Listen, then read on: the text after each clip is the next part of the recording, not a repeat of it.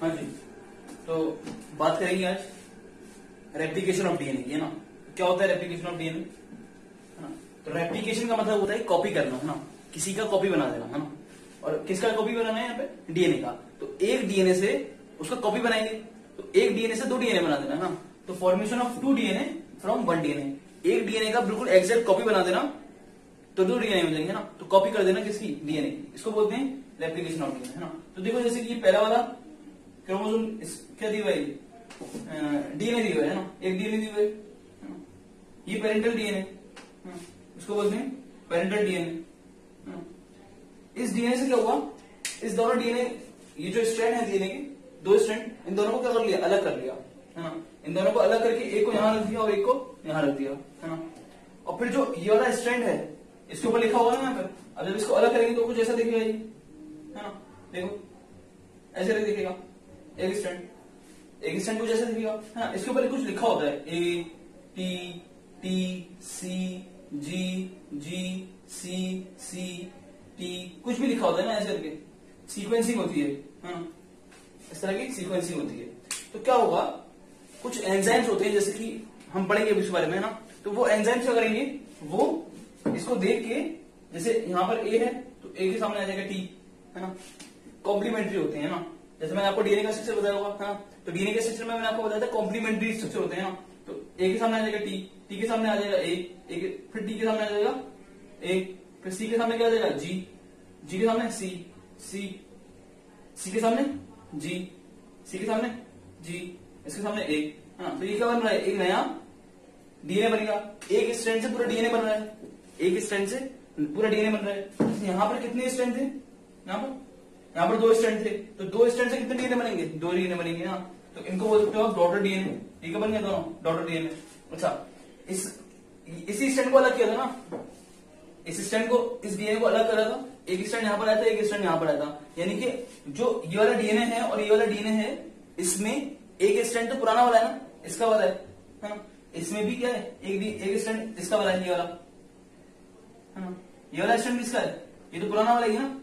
और ये वाला स्ट्रैंड भी किसका है, ये भी पुराना वाला है, पेरेंटल, है ना, जो इसमें था, इस वाले में, है ना। वही वाला स्ट्रैंड एक यहां पर पहुंचा और एक यहां पहुंचा, उसके ऊपर क्या होगा, कॉपी हो गई, है ना। उसके हिसाब से देख के कॉम्प्लीमेंट्री न्यूक्लियोटाइड्स लगा दिए गए, है ना। तो इस तरह से होती है कॉपी, है ना। अब होती क्यों है ये, है ना, डीएनए रेप्लिकेशन होता क्यों है, तो सिंपल सी वजह ये है कि जब सेल को डिवाइड कर रहा होता है, जब एक सेल डिवाइड करने जा रहा होता है तो वो 2 सेल बनाएगा, सिंपल सी बात है, एक सेल डिवाइड करेगा 2 सेल बनाएगा, है ना। जब वो 2 सेल बनाएगा तो दोनों सेल के पास क्या भेजना है उसको, उस एक सेल जो डिवाइड हो रहा है वो एक सेल दोनों सेल के पास क्या भेजना है उसको, डीएनए भेजना है ना, अपना डीएनए ट्रांसफर करना है दोनों सेल के अंदर, है ना। तो वो आधा डीएनए तो ट्रांसफर करेगा नहीं, है ना। आधा डीएनए ट्रांसफर करेगा तो इन्फॉर्मेशन ही कंप्लीट नहीं जाएगी, है ना।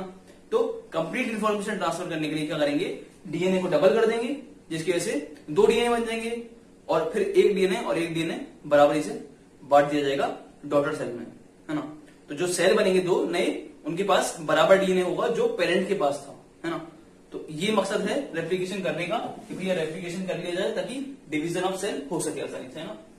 तो ये था, आगे बात करते हैं इसके बारे में ना। हाँ जी, तो बात करते हैं आगे कि ये होता कहां पर है ना। सेल के अंदर रेप्लिकेशन ऑफ डीएनए होगा, सेल के अंदर जो न्यूक्लियस होगा, सेल के अंदर न्यूक्लियस होगा, और न्यूक्लियस के अंदर क्या होगा, रेप्लिकेशन ऑफ डीएनए होगा। अच्छा, ये सेल की कौन सी स्टेज में होगा, है ना। अच्छा, तो आपने पढ़ा हुआ ये कि सेल की स्टेजेस होती हैं, है ना। G1 फेज होता है, फिर S फेज होता है, G2 फेज होता है, G0 फेज होता है और M फेज होता है ना। तो ये क्या क्या होते हैं, हाँ, तो ये आपको पता होना चाहिए, क्योंकि आप सेल डिवीजन 11th में पढ़ चुके होंगे जब आप रेप्लिकेशन ऑफ डीएनए पढ़ रहे हो, है ना।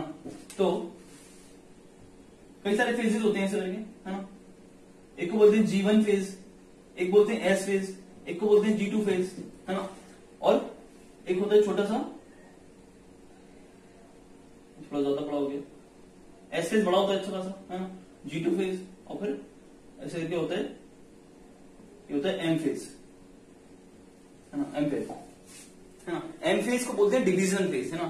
तो G1 फेज, इसमें भी क्या होता है ना, इसमें भी आरएनए बनता है और प्रोटीन बनता है ना, इसमें भी आरएनए और प्रोटीन बनता है। लेकिन ये वाला फेज जो होता है एस फेज, इस फेज को बोलते हैं सिंथेटिक फेज या सिंथेसिस फेज, है ना। इसके अंदर क्या होगा, सिंथेसिस होगा डीएनए का, यानी कि रेप्लिकेशन ऑफ डीएनए होने वाला है, यानी कि सिंथेसिस ऑफ डीएनए मतलब रेप्लिकेशन ऑफ डीएनए, है ना। और ये होता है एम फेज, इसमें क्या होता है माइटोसिस या म्यूसिस होगा, है ना। माइटोसिस या म्यूसिस का मतलब क्या है, सेल का डिवीजन होगा, है ना। तो इस फेज में होगा डीएनए रेप्लिकेशन। लेकिन ये यूकैरियोट में या प्रोकैरियोट में, तो मैं आपको बताता हूं कि ये यूकैरियोट में होगा, है ना। जब ऐसा होगा तो एस फेज में रेप्लिकेशन ऑफ डीएनए होगा इन केस ऑफ यूकैरियोट्स, यानी कि यूकैरियोटिक सेल जितने भी होंगे उनके अंदर रेप्लिकेशन ऑफ डीएनए कौन से फेज में होगा, एस फेज में, है ना। लेकिन प्रोकैरियोटिक सेल अगर होगा, प्रोकैरियोटिक सेल अगर होगा, बैक्टीरिया वगैरह का सेल होगा, तो वहां पर throughout the cell cycle replication of DNA होगा, है ना। In prokaryotic cell take place throughout the cell cycle, है ना। तो पूरी सेल साइकिल के दौरान क्या होने लगेगा, है ना, सिर्फ यहां पर एस फेज में ही नहीं होगा, यानी कि G1 में भी होगा, G2 में भी होगा, एम फेज में भी होगा, और पूरी सेल साइकिल में क्या होगा, रेप्लिकेशन ऑफ डीएनए होगा। ये बोल रहा है भैया प्रोकैरियोट में पूरी सेल साइकिल में होगा, यूकैरियोट में सिर्फ एस फेज में होगा, ठीक है ना। अच्छा, हमने अभी देखा था कि मैं अभी आपको बताया था कि रेप्लिकेशन ऑफ डीएनए क्या होता है, एक स्ट्रैंड से दो स्ट्रैंड का, एक डीएनए से दो डीएनए का बनना, है ना। तो एक डीएनए को मैंने अलग अलग किया था और दो स्ट्रैंड बना दिए थे, और उसके ऊपर मैंने क्या करा था, न्यूक्लियोटाइड्स लगाए थे कॉम्प्लीमेंट्री, है ना। अब वो मैंने ऐसा क्यों किया था, क्योंकि ये चीज प्रूफ हो चुकी है, वाटसन और क्रिक ने प्रूफ कर चुके हैं, वाटसन और क्रिक दो बंदे हैं, इन्होंने प्रूफ कर दिया है, इन्होंने सॉरी प्रूफ नहीं किया है, इन्होंने प्रपोज किया है रेप्लिकेशन ऑफ डीएनए कैसा है, सेमी कंजर्वेटिव है ना। डीएनए का रेप्लिकेशन कैसा है, सेमी कंजर्वेटिव, है ना। यानी कि जो नए स्ट्रैंड बनेंगे उसमें आधा आधा डीएनए पुराने डीएनए का होगा, आधा एक एक स्ट्रैंड किसका होगा, पुराने वाले डीएनए का होगा, या फिर आप कह सकते हो पुराने वाले सेल का ही होगा। एक डीएनए अलग होगा, दो डीएनए बनेंगे, और जो दो डीएनए बने हैं नए वाले, इनमें एक एक स्ट्रैंड, क्योंकि दो ये डीएनए का ऐसे बना है, स्ट्रैंड से बना है ना, डीएनए के स्ट्रैंड से। कहने का मतलब ये कि ये जो दो डीएनए नए बनेंगे रेप्लिकेशन ऑफ डीएनए में, जो नए डीएनए बनेंगे दो, उनमें आधा आधा जेनेटिक मटेरियल कहां से होगा, वो पुराना ही वाला होगा, जो कि कंजर्व रहेगा उनके अंदर, सेमी कंजर्वेटिव, आधा कंजर्व रहेगा कहां पर, जो नया डीएनए बना है ना। अच्छा, इसको प्रूफ किसने किया, तो इसको प्रूफ यूकैरियोटिक सेल में भी किया गया है और प्रोकैरियोटिक सेल में भी किया गया है ना। और प्रूफ करने वाले साइंटिस्ट हैं ना, बात करते हैं उनकी। हाँ जी, तो मिशेल्सन एंड स्टाफ, मिशेल्सन एंड स्टाफ, है ना, इन्होंने प्रूफ किया, है ना। अच्छा, वाटसन क्रिक ने क्या किया था, प्रूफ नहीं किया था ना, उन्होंने प्रपोज किया था कि भैया सेमी कंजर्वेटिव है रेप्लिकेशन, है ना। लेकिन प्रूफ किसने किया, मिशेल्सन एंड स्टाफ ने प्रूफ किया semi conservative replication of DNA. और किसमें प्रूफ किया, इकोलाई में, है ना। दे वर्क ऑन इकोलाई, वो इकोलाई के ऊपर काम कर रहे थे, और जब उन्होंने क्या किया, semi conservative replication of DNA proof किया। कैसे किया, and took N15 heavy nitrogen isotope, heavy isotope of nitrogen, nitrogen का हैवी आइसोटोप लिया।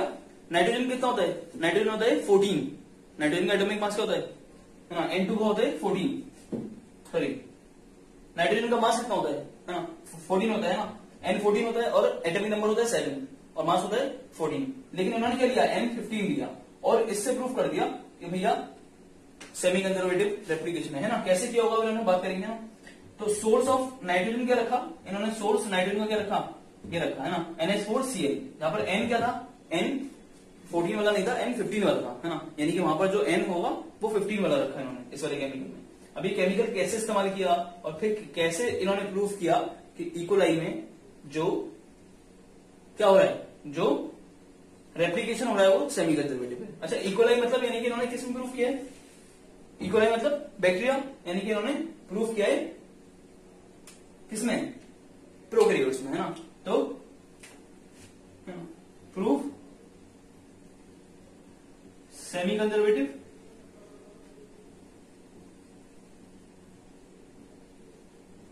रेप्लिकेशन इन प्रोकैरियोट्स, है ना। कहां प्रूफ किया इन्होंने, प्रोकैरियोट्स में प्रूफ किया है ना। यूकैरियोट्स में किसने प्रूफ किया, वो भी बात करेंगे ना। पहले देखते हैं कि इन्होंने एक्सपेरिमेंट क्या किया होगा, है ना, जिससे इन्होंने प्रूफ कर दिया, है ना। इसका इस्तेमाल करके कैसे प्रूफ कर दिया होगा, हम देखते हैं, चेक करते हैं। हाँ जी, तो देखते हैं मिचेल्सन और स्टार्क ने कैसे प्रूफ किया, है ना, इक्वलाई के अंदर, है ना। और उसने क्या लिया था, हैवी आइसोटोप लिया था N15, है ना। और N15 का सोर्स रखा था उसने NH4Cl, है ना। ठीक है, बढ़िया। तो देखते हैं कैसे किया, है ना। इसने क्या लिया, इक्वलाई लिया, नॉर्मल इक्वलाई लिया उसने, तो ये जो डीएनए होता है, डीएनए इसका एसिड होता है, किसका, ये बैक्टीरिया है इकोलाई, जिसके पास एसिड के सेल वॉल होगी बाहर, उसके अंदर सेल मेम्ब्रेन है ना। और सेल मेम्ब्रेन के बाद क्या अंदर क्या है, उसके डीएनए है ना, क्रोमोसोम है। और क्रोमोसोम कैसा होता है इसका, डबल स्ट्रैंडेड, सर्कुलर, है ना, गोल गोल डीएनए होता है इसका, है ना। कैसे गोल होता है, गोल गोल डीएनए होता है, बढ़िया है ना। सर्कुलर डीएनए होता है, डबल स्ट्रैंडेड होता है ना। अब इन्होंने क्या किया, इन्होंने नॉर्मल बैक्टीरिया लिया था, है ना। तो उसके पास जो डीएनए होगा, उस डीएनए में क्या होगा, नाइट्रोजनस बेसिस होंगे। नाइट्रोजनस बेस में क्या होगा, नाइट्रोजन होगी, है ना। और नाइट्रोजन जो होगी वो N14 वाली ली इन्होंने, है ना। नॉर्मल बैक्टीरिया लिया है तो N14 ही होगा, है ना।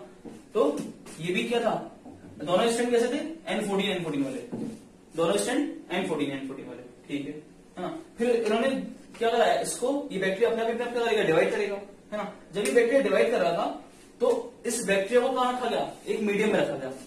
जब ये बैक्टीरिया डिवाइड कर रहा था, है ना, तो इस बैक्टीरिया को वहां रखा गया, एक मीडियम में रखा गया, जहां पर इन्होंने NH4Cl डाल दिया,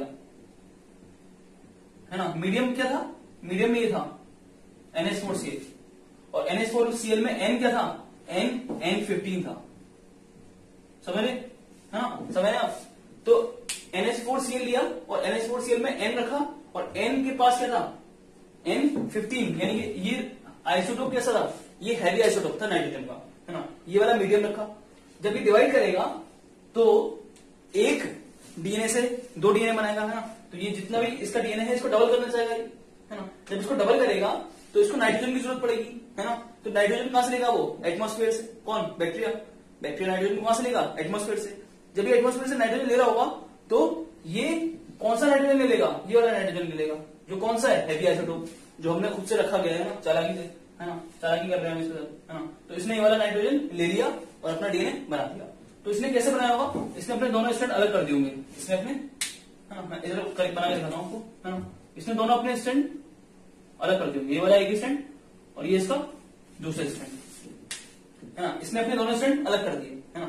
ये मैंने एक ही क्रोमोसोम बनाया है ना, ये दोनों क्रोमोसोम को मैंने एक स्ट्रैंड को, एक ही क्रोमोसोम को दोनों को अलग अलग कर दिया, दो स्ट्रैंड होते हैं, दोनों को अलग कर दिया, है ना। ये कौन सा होगा, ये N14 वाला होगा, नहीं होगा, ये होगा N14 वाला, है ना। ये भी कौन सा होगा, N14 वाला, है ना। उसके बाद क्या होगा, इसके ऊपर रेप्लिकेशन होगा, है ना। और रेप्लिकेशन कैसा होगा जी, इसके ऊपर ऐसे रेप्लिकेशन हो जाएगा, है ना। नाइट्रोजन कहां से लेगा, ये नाइट्रोजन लेगा यहां से, बाहर से, है ना, जो कि क्या हो जाएगा, N15 वाला। तो ये जो दूसरा वाला बना रहा हूं मैं, ये हो जाएगा N15, है ना। दूसरा वाला जो क्रोमोसोम स्ट्रैंड बन रहा है वो N15 वाला हो जाएगा।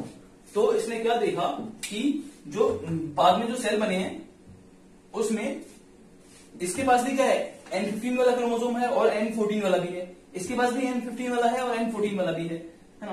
तो ये तो लॉजिक, मतलब थोड़ा सा अलग सी बात हो गई। इसको तो लगा था क्या होगा कि भैया ये वाला डीएनए इधर चला जाएगा और ये अपना नया बना लेगा पूरा पूरा, है ना। लेकिन हुआ क्या कि इसने अपना आधा क्रोमोसोम इधर भेज दिया, आधा क्रोमोसोम इधर भेज दिया, और आधे ने क्या कर लिया, डबल कर लिया, उसने भी डबल कर लिया, है ना। वैसा हुआ कुछ, है ना।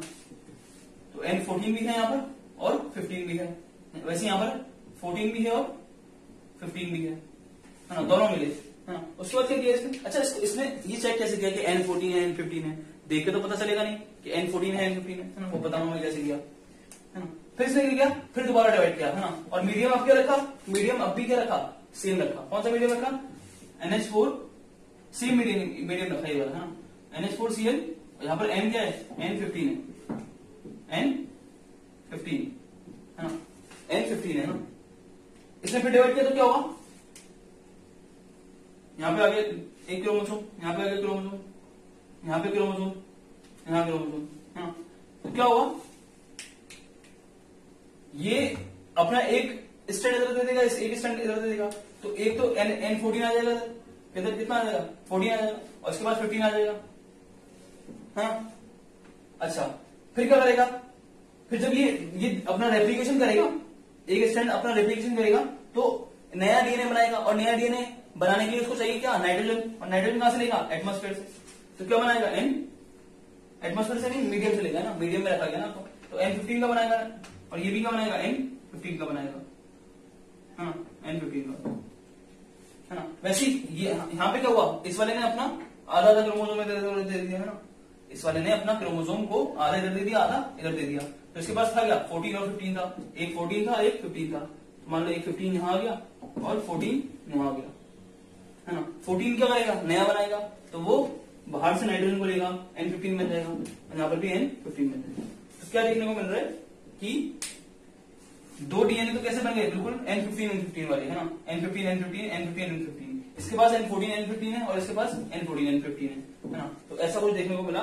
यार ये तो सेमी कंजर्वेटिव से लग रहा है ना, कि आधा डीएनए इसके पास पुराने वाला ही है, इसका आधा डीएनए है और एक आधा डीएनए नया बना है ना। तो समझ में आया कुछ ना, तो ऐसा कुछ था, है ना। नहीं समझ में आया तो एक और देखना वीडियो को, है ना, स्टार्टिंग से देखना तो समझ में आएगा, है ना, कैसे हुआ है, जब मैंने वो बनाया था वहां से देखना। हाँ जी, तो इसने क्या किया, जब इसका एक्सपेरिमेंट हो गया, है ना, अब एक्सपेरिमेंट तो हो गया लेकिन पता नहीं चलेगा भैया कौन सा N14 बना है या N14 15 बना है या N14 14 बना है, N14 15 बना है या फिर N15 15 बना है। समझ लो मैं क्या कह रहा हूं कि आपने जहां पर रिएक्शन कराया है तो सेल को डिवाइड कर रहे हैं, लेकिन सेल ही नहीं दिखेंगे आपको, तो फिर डीएनए कैसे दिख जाएगा। समझ रहे मैं क्या कह रहा हूं, जब आपको सेल ही नहीं दिखेंगे तो डीएनए कैसे देखोगे, है ना। तो ये नहीं दिखेगा, है ना, बिल्कुल नहीं दिखेगा। मिसेल्सन और स्टाफ को भी नहीं दिखा था, है ना। उन्होंने फिर सोचा कैसे इसको देखें, कैसे आइडेंटिफाई करें कि भैया डीएनए कैसे बने, कैसे किस किस तरह के डीएनए बने, है ना। तो इन तरह के डीएनए तो इसके पास बने थे, लेकिन इनको दिख नहीं रहा था अभी, कुछ भी दिखेगा नहीं कुछ भी, है ना। डीएनए दिख नहीं जाएगा भैया, डीएनए N14 है, उस पर लिखा हुआ होगा N14, ऐसा कुछ नहीं है ना। तो कैसे पता करें कि भैया ये वाला सेल बने, ये वाले सेल बने या फिर ये वाले सेल बने, है ना। तो तीनों तरह के सेल उसने, जो भी सेल थे उसके पास, उसने सबको क्या करा, उस सब में से डीएनए निकाला। जितने भी सेल्स थे उसके पास, वो ये वाले भी थे, ये वाले भी थे और ये वाले भी थे। उसने सब में से क्या किया, डीएनए को निकाला और एक बीकर में डाल दिया, बीकर में टेस्ट ट्यूब में डाल दिया, हाँ, जहां पर उसने सीजियम क्लोराइड ले लिया। क्या ले लिया, सीजियम क्लोराइड मीडियम ले लिया, है ना, फ्लूइड ले लिया एक सीजियम क्लोराइड का, और इस सीजियम क्लोराइड में क्या करा उसने, सारे डीएनए ही डाल दिए, ये सब इसमें डाल दिए इसने, है ना। जब इसमें सारे डाल दिए तो इसने देखा कि कुछ डीएनए तो यहां पर आके जमा हो गए, काफी सारा डीएनए यहाँ पे जमा हो गया, काफी सारा बीच में आ गया, काफी सारा बीच में आ गया, बीच में आगे जमा हो गया, और काफी सारा ऐसा है जो नीचे जाके बैठ गया है, हाँ, ऐसा करके देखा इसने कुछ डीएनए तो ऐसा है जो नीचे बैठ गया है, कुछ ऐसा है जो ऊपर आ गया बिल्कुल, और कुछ है जो बीच में रह गया है। तो इसने देखा कि अच्छा इन तीनों का मास अलग अलग होगा, क्योंकि इनके अंदर नाइट्रोजन N14 वाला भी हो सकता है, N15 वाला भी हो सकता है।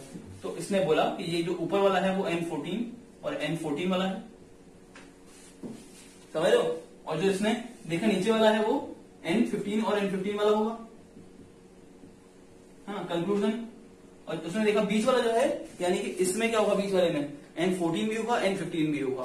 तो N14 भी है 15 भी है, मतलब क्या है कि भैया सेमी कंजर्वेटिव रेप्लिकेशन। तो उसमें पहले तो उसके पास क्या था, N14 था ही था, लेकिन जब उसने नया डीएनए बनाया तो उसने कहां से लिया, बाहर से लिया। तो आधा पुराना भी है और आधा नया भी है, तो N14 और N15 भी मिला उसको, समझ रहे बात। N14 और N15 मिला जैसे उसको, तो उसने बोला कि भैया ये डीएनए जो N15 भी है N14 भी है, तो N14 तो पहले से ही था, N15 लिया उसने बाहर से, और दोनों मिल रहा है एक क्रोमोसोम के अंदर। मतलब क्या है कि एक क्रोमोसोम में दोनों तरह के पार्ट हैं, पहले पुराना वाला पार्ट भी है और नया वाला पार्ट भी है। क्योंकि अगर पूरा नया बनना होगा तो N15 N15 होना चाहिए था, लेकिन N15 N14 भी मिल रहा है। तो ये उसने बोला कि भैया सेमी कंजर्वेटिव रेप्लिकेशन है, आधा पुराना मिल रहा है, जो नया डीएनए बनेगा उसमें आधा डीएनए कहां होगा, पुराने वाले का डीएनए होगा, आधा डीएनए पुराने वाले का होगा, आधा डीएनए नए वाले का होगा। तो इस तरह से प्रूव किया मिसेल्सन और स्टार्क ने semi conservative replication in prokaryotes E coli N15 heavy isotope का इस्तेमाल करके। हाँ, आगे बात करेंगे कि यूकैरियोट्स में भी क्या इसको प्रूव किया जा चुका है ना। तो किया जा चुका है, किसने किया था हम बात कर लेंगे अभी।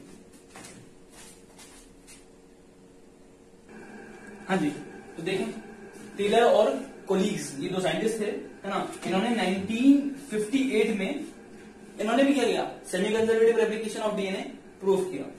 लेकिन इन्होंने प्रूफ किया यूकैरियोटिक सेल के अंदर, है ना, और यूकैरियोटिक भी एक प्लांट के अंदर, है ना, जिसका नाम है विवाई या विविया फावा, विविया फावा, है ना। और इसको फावा बीन्स भी बोलते हैं, क्या बोलते हैं, है ना। ये विविया फावा क्या है, ये साइंटिफिक नेम है इसका, है ना, विविया फावा। और इसको नॉर्मली फावा बीन्स बोल सकते हो, है ना, इसको फावा बीन्स बोल सकते हो। कैसे प्रूफ किया हम नहीं पढ़ेंगे, क्यों नहीं पढ़ेंगे, क्योंकि एनसीईआरटी में नहीं दी हुआ है, और जो हमने पीछे वाला पढ़ा था वो एनसीईआरटी में दिया हुआ था, इसलिए पढ़ा था, है ना। और इतना कुछ है भी नहीं, है ना, इतना कुछ इंपॉर्टेंट है भी नहीं, है ना। ठीक है, तो एक प्रूफ दे दिया, काफी है ना। हमें समझ में आ गया कैसे प्रूफ करा जाता है डीएनए रेप्लिकेशन सेमी कंजर्वेटिव, कैसे प्रूफ किया जाता है ना, हमने देख लिया, बढ़िया है।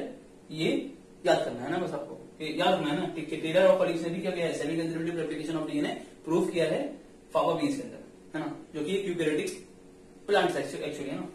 ठीक है।